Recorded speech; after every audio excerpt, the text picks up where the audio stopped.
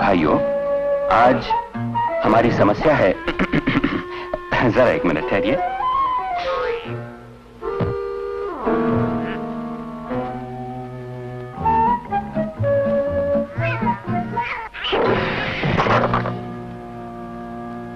बहनों और भाइयों, जरा इन्हें संभलने दीजिए। अब इन मास्टर जी के संभलने पर हम आपके सामने इस धरती के सबसे अनूठे निवासी आदमी की कहानी पेश करते हैं। आदमी, दुनिया भर में अनेक तरह के आदमी हैं। हर देश के वासी का चेहरा मोहरा अलग अलग है, उनके रहने सहने के ढंग अलग अलग हैं, लेकिन हैं तो सब आदमी ही। इस कहानी के लिए आइए उन सबको मिलाकर एक कर दें। ये है हमारा हीरो। ये आदमी है आप जैसा, हमारे जैसा। स्वभाव से आदमी भी एक जानवर है, लेकिन उसके पास एक ऐसी चीज है जो दूसरे जानवरों के पास नहीं। वो है बुद्धि, सोचने समझने की और भविष्य की योजनाएं बनाने की ताकत।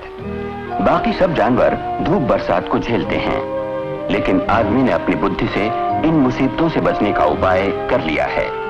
वो आगे बढ़ता जा रहा है और हो सकता है एक दिन वो प्रकृति पर पूरी विजय पा ले। प्रकृति के इस संघर्ष में उसकी साथी है औरत। लेकिन आदमी बढ़ते जा रहे हैं और इसलिए उसकी तरक्की की रफ्तार धीमी पड़ गई है। दुनिया में आदमी इतनी तेजी से बढ़ रहे हैं कि हर पीढ़ी में दुगने हो जाते हैं। अफसोस तो यह है कि ये मुसीबत भी आदमी की बुद्धि ने पैदा की है। इसका भेद समझने के लिए आइए एक छोटा सा गांव लें। जो कहानी गांव की है वही दुनिया की है। पहली बात तो ये है कि अरे मास्टर जी की उंगली फंस गई। तो पहली बात यह है कि इस गांव में रहने वालों की संख्या सदियों तक बढ़ी नहीं। पीढ़ी दर पीढ़ी आदमी उतने ही रहे। बहुत से बच्चे पैदा हुए और बहुत से लोग मर गए, बीमारी से, प्लेग और हैजे जैसी महामारियों से, अकाल से। सबसे ज्यादा बच्चे ही इन मुसीबतों का शिकार होते थे। उसके बाद एक ही पीढ़ी में आदमी ने इस तस्वीर को बदल दिया। उसने बीमारियों के इलाज ढूंढ लिए, अन्न की पैदावार बढ़ाई और सबको भरपेट भोजन मिलने लगा। खान पान और रहन सहन में बड़ा सुधार हुआ। आइए देखें दुनिया की आबादी पर इसका क्या असर पड़ा। बच्चे तो आज भी हर साल लगभग उतने ही पैदा होते हैं, लेकिन आज मरने वालों की तादाद आधे से भी कम हो गई है, खासतौर से बच्चों की।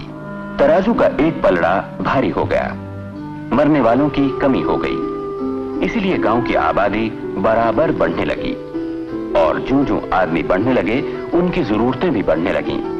उनके लिए सामान बनाने के लिए नए नए कारखाने खुले, लेकिन जितना भी सामान बना वो सब के लिए काफी नहीं पड़ता। इस बात को और अच्छी तरह से समझने के लिए आइए एक परिवार की कहानी को लें। समझिए मास्टर जी, ये है हमारा परिवार, माँ, बाप और उनके थोड़े से बच्चे। इनके रहने के लिए घर है और सामने इनका खेत। बाप दिन भर मेहनत करता है। तंदुरुस्त बैल से जुताई अच्छी होती है और फसल भी अच्छी होती है। घर में खुशहाली है, सब भरपेट खाते हैं। खाने से जो बच जाता है उसे बेचकर वो अपनी दूसरी जरूरतों का सामान खरीदते हैं, अपने आराम के लिए नई नई चीजें। माँ पर भी बोझ नहीं पड़ता और वो तंदुरुस्त है, खुश है। बच्चे भी हंसमुख और प्यारे हैं। वो स्कूल जाते हैं। अपनी आमदनी में सारा घर खुशहाल है। आइए अब इस परिवार की दूसरी तस्वीर देखें। अगर एक के बाद एक बच्चा पैदा होता जाए और घर और जमीन वही रहे, तो खेत की सारी पैदावार खाने के लिए ही पूरी नहीं पड़ती, और पूरी तो क्या पड़े, सबको भरपेट खाना भी नहीं मिलता। जब खाना ही पूरा नहीं तो और सामान खरीदने की तो बात ही कहां। इस कमी में बैल को भी पूरी खुराक नहीं मिलती। कमजोर बैल का साथ देने के लिए आदमी को जुटना पड़ता है। मां भी काम करते करते परेशान है, हमेशा थकान और चिड़चिड़ापन। इन बच्चों का बचपन ही बीमारी और दुखों का शिकार है, तो इनकी जवानी क्या होगी। लड़के बड़े हुए तो जमीन के टुकड़े हो गए। इतने छोटे छोटे खेत किसका पेट भरेंगे। अगर ये लोग गांव छोड़कर काम की तलाश में शहर जाएं, तो मजदूरी में जो कुछ मिलेगा उससे कैसे काम चलेगा। गरीबी से ये बच नहीं सकते। जो माँ बाप बच्चों के मामले में बुद्धि से काम नहीं लेते, उन सब का यही हाल होता है। लेकिन खुशी की बात है कि अब इस मुसीबत से छुटकारा मिल सकता है। क्या बेसिर पैर की बात करता है, हमेशा से ऐसा ही होता आया है, इसमें कोई क्या कर सकता है। अब समय बदल गया है। डॉक्टरों ने हमें एक ऐसी चाबी दी है जिससे इस मुसीबत से छुटकारा हो जाता है। वो है परिवार नियोजन। परिवार नियोजन? हमने तो कभी सुना नहीं। परिवार नियोजन का मतलब है कि माँ बाप खुश रहें। वे जितने बच्चे चाहें, जब चाहें पैदा करें। आप 1, 2 या जितने बच्चे चाहें पैदा कर सकते हैं। आप जितने दिन तक चाहें बच्चे का जन्म रोक सकते हैं। अगर आप चाहें तो हमेशा के लिए इस जिम्मेदारी से छूट मिल सकती है, और अगर आप फिर चाहें तो फिर बच्चा पैदा कर सकते हैं। अब आप जब चाहें, जितने बच्चे चाहें उतने ही पैदा कर सकते हैं। इसी का नाम है परिवार नियोजन। लगती तो समझदारी की बात है, लेकिन समझ में नहीं आई। जरा फिर समझाइए एक बार। आज परिवार नियोजन के बहुत से तरीके मौजूद हैं। चाहे गोली खा लीजिए या कोई और तरीका इस्तेमाल करिए। ये तो बहुत अच्छी बात है, लेकिन ये सामान मिलता कहाँ है?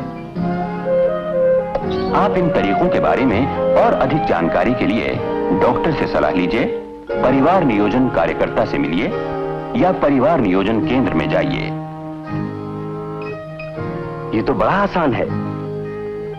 ये कुछ पूछ रही हैं।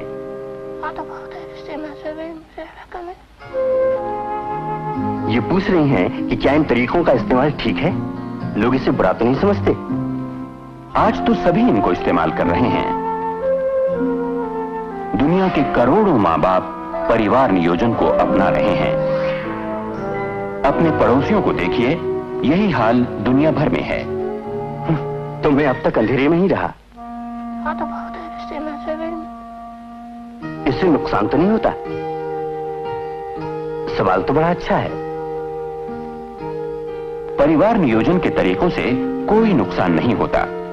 उल्टे मां और बच्चों का स्वास्थ्य सुधरता है, क्योंकि बच्चे तभी घर में आते हैं जब मां उनके लिए तैयार हो। और आदमी की समझदारी की पहचान उसके बच्चों की तादाद नहीं, बल्कि उसके बच्चों की खुशहाली है। बात तो पते की है, आदमी समझदार लगता है।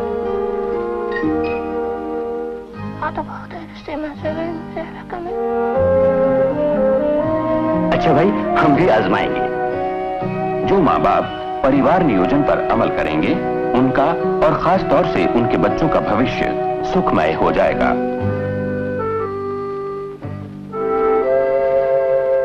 जो परिवार पर अमल बढ़ेगा, हमारी तराजू की डंडी फिर सीधी हो जाएगी।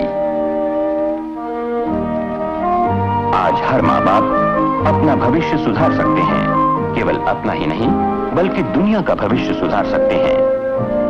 आने वाली पीढ़ियों को इस मुसीबत से बचाने के लिए हम सबको परिवार नियोजन करना चाहिए।